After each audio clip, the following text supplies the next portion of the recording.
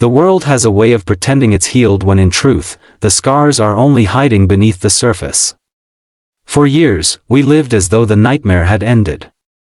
People built homes, had children, filled their lives with ordinary laughter, like if they smiled long enough, they could erase the blood that once soaked the ground. But peace is a liar.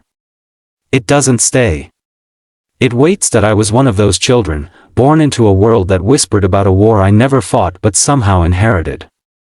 My parents never spoke of it directly, but I could feel it in the way their voices faltered when certain names slipped out, or in the shadows in their eyes when the air grew too quiet. They thought the darkness had been buried.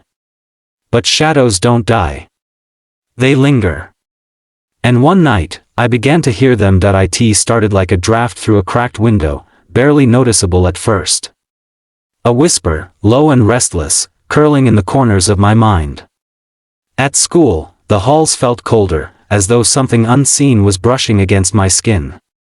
I'd walk past the old stone walls and swear I heard voices bleeding through them, chanting in a language I couldn't understand. My friends laughed when I mentioned it. They said I was just tired, or imagining things. But I knew better. The darkness wasn't gone. It was moving again. One evening, after everyone had gone to bed, I followed the sound. My feet carried me through corridors I wasn't supposed to walk at night. The air grew heavy, damp, like stepping into a cellar where the air hasn't shifted in centuries. And then I saw it, scratches carved into the stone, symbols that pulsed faintly as if breathing. My chest tightened. I reached out, and the instant my fingertips brushed the wall, I heard it clearly: "We are not finished."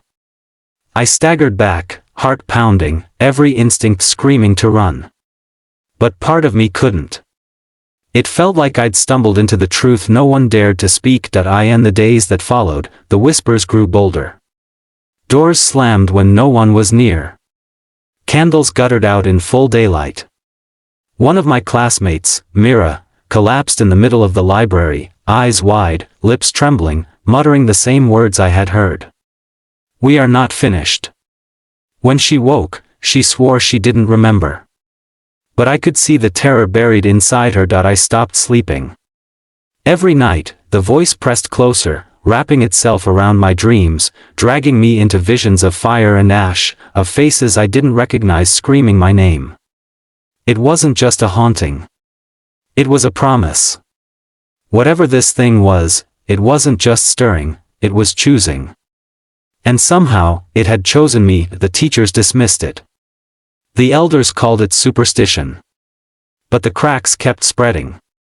The safe world my parents built for me was unraveling thread by thread, and I was standing in the center of it, holding onto a secret that was too heavy for my chest. The night everything broke, the corridors weren't whispers anymore, they were alive. Shadows spilled across the walls, stretching, twisting, forming shapes that didn't belong in this world.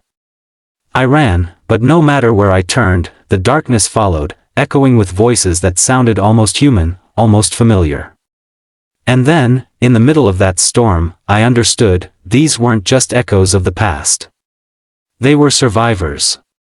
Pieces of something ancient that refused to die, and now, they wanted out. I'm telling you this not because I've figured out how to stop it, because I haven't. I'm telling you because peace is never what it seems. It's only the pause between storms, the inhale before the scream. The darkness is moving again. And the question that keeps me awake isn't whether it will break through. It's whether, when it does, I'll be standing with the living, or walking with the shadows. So if you've heard it too, those whispers in the silence, don't ignore them. Don't laugh it off the way my friends did. Because once the shadows find you, there is no going back. Tell me, would you face them, or would you run?